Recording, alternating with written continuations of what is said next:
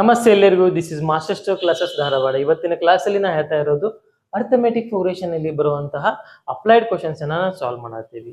So ಇವಾಗ ನಾವು already part 1 ಇಂದ ಹಿಡ್ಕೊಂಡು ಪಾರ್ಟ್ 8 ವರೆಗೂ ನಾವು ಆಲ್ರೆಡಿ ಸಾಲ್ವ್ ಮಾಡೀವಿ. ಡಿಫ್ರೆಂಟ್ ಕ್ವಶನ್ಸ್ ಅನ್ನ ನಾವು ಸಾಲ್ವ್ ಮಾಡೀವಿ. ಸೊ ಇವಾಗ ಪಾರ್ಟ್ 9 ಅನ್ನ ನಾವು ಸಾಲ್ವ್ ಮಾಡ್ತಾ ಇದ್ದೀವಿ. ಪಾರ್ಟ್ 9 ಒಳಗ ಇದು ಒಂದು ಕ್ವಶನ್ ಐತಿ. ಇದು ನಿಮ್ ಟೆಕ್ಸ್ಟ್ ಬುಕ್ ಬೇಸ್ಡ್ ಕ್ವಶನ್ ಐತಿ. ಟೆಕ್ಸ್ಟ್ ಬುಕ್ ಒಳಗೆ ಒಂದು ಕ್ವಶನ್ ಐತಿ ನಿಮ್ಗೆ.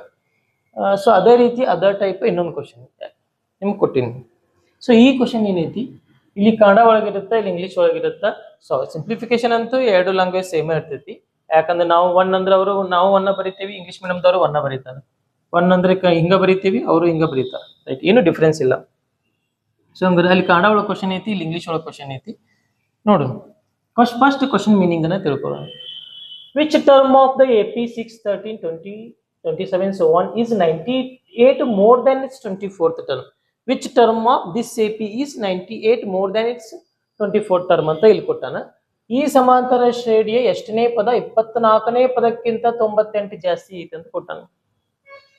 24ನೇ ಪದ ಅಂತಂದ್ರೆ A24 ಅಂತ ಬರ್ಕೋತೀವಿ. ಸೊ ಇಲ್ಲಿ 24th ಟರ್ಮ್ ಅಂತಂದ್ರೆ ಡಿನೋಟೆಡ್ ಬೈ A24.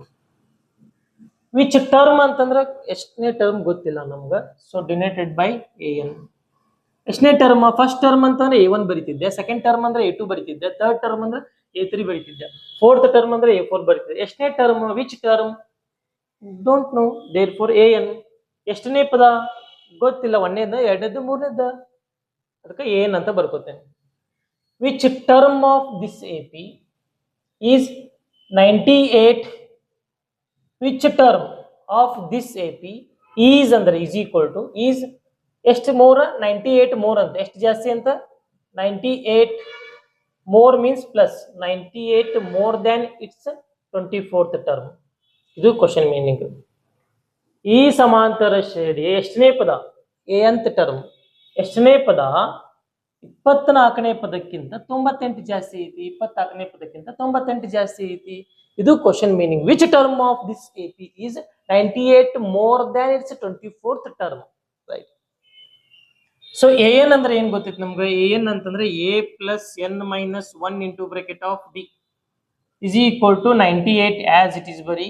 A24 ಅಂದ್ರೆ ಡೈರೆಕ್ಟ್ಲಿ ನಾವ್ ಏನ್ ಬರ್ಕೊಂಡ್ಬಿಡ್ತೀನಿ, A plus 24 ಐತಲ್ಲ, ಒಂದ್ ಲೆಸ್ ಮಾಡಿ 23D ಅಂತ ಬರ್ಕೋತೀನಿ. ಸ್ಟಾರ್ಟಿಂಗ್ ಇಂದ ವಿಡಿಯೋ ನೋಡಿದ್ರ ನಿಮ್ಗೆ ಗೊತ್ತಕ್ಕೈತಿ ಇದು ಯಾಕೆ 23 ಬರ್ಕೊಂಡೆ ಅಂತಂದ್ರೆ 24 ಇದ್ರೆ ಒಂದ್ ಲೆಸ್ ಮಾಡಿ 23D ಅಂತ ಬರ್ಕೋತೀವಿ. ಅಲ್ಲಿಗೆ N-1 into D ಆಕೈತಲ್ಲ, ಅದು N-1 ಅಂದ್ರೆ 24 ಒಳಗೆ 1 23D ಅಲ್ಲ. ರೈಟ್. ಸೊ ಹಂಗಾರೆ ಇಲ್ಲಿ ನೋಡ್ರಿ, ಸಿಂಪ್ಲಿಫಿಕೇಶನ್ ನ ಒಂದ್ ಸ್ವಲ್ಪ ನೀವು ಸ್ಪೀಡ್ ಮಾಡ್ಕೋಬೇಕು. ಇಲ್ಲಿ ಪ್ಲಸ್ ಇದ್ದಿದ್ದು ಈ ಕಡೆ ಕರ್ಕೊಂಡ್ ಬಂದಾಗ ಏನಾಗುತ್ತದ? ಮೈನಸ್ ಎ ಆಕೈತಿ.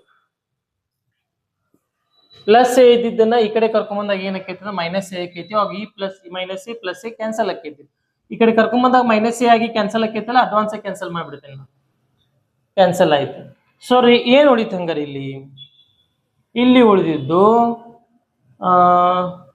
N-1 in the place of D ಏನ್ ಬರೀತೀನಿ ನಾನು? 63 ಒಳಗ 6 ಹೋದ್ರೆ ಎಷ್ಟು ಆಕೈತಿ? 7 ಆಕೈತಿ. 63 ಒಳಗ 6 ಹೋದ್ರೆ 7 ಆಕೈತಿ. ಇಲ್ಲಿ 7 ಬರ್ಕೊತೀನಿ.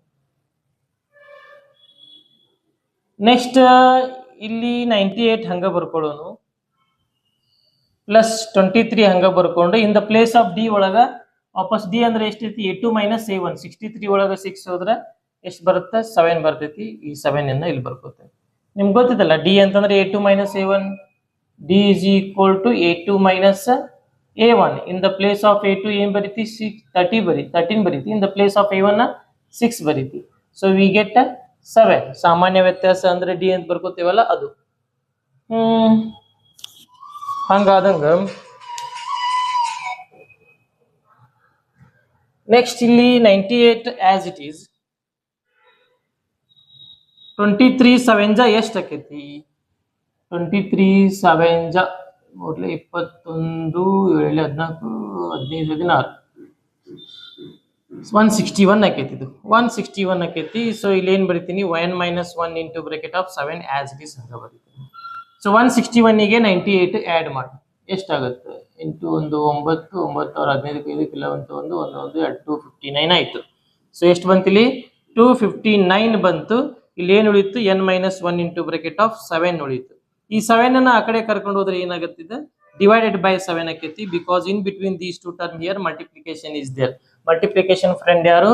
ಮಲ್ಟಿಪ್ಲಿಕೇಶನ್ ಫ್ರೆಂಡ್ ಡಿವಿಷನ್ ಅಂತ ನಾ ಯಾವಾಗೋ ಹೇಳ್ಬಿಟ್ಟಿನಿ.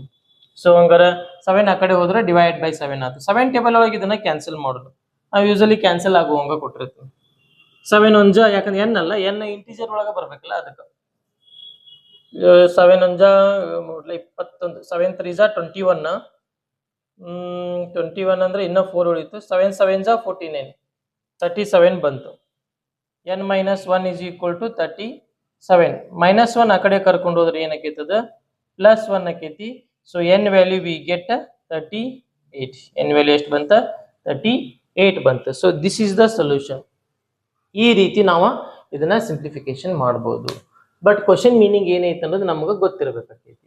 ಓಕೆ, ಇದು ಪಾರ್ಟ್ 9 ಒಳಗ ನಾವು ಒಂದು ಕ್ವಶನ್ ತಗೊಂಡಿದ್ದೆ. ಇನ್ನು ಪಾರ್ಟ್ 10 ಒಳಗ ಟೆಕ್ಸ್ಟ್ ಬುಕ್ ಬಿಟ್ಟು ಹೊರಗಿಂದ ಕ್ವಶನ್ ತಗೊಳ್ಳೋಣ. ಟೆಕ್ಸ್ಟ್ ಬುಕ್ ಕಾನ್ಸೆಪ್ಟ್ ಅದೇ ಇರ್ತೈತಿ, ಹೊರಗಿಂದ ಇನ್ನೊಂದು ಯಾವ್ದಾರ ಕ್ವಶನ್ ತಗೊಳ್ಳೋಣ. Okay, right.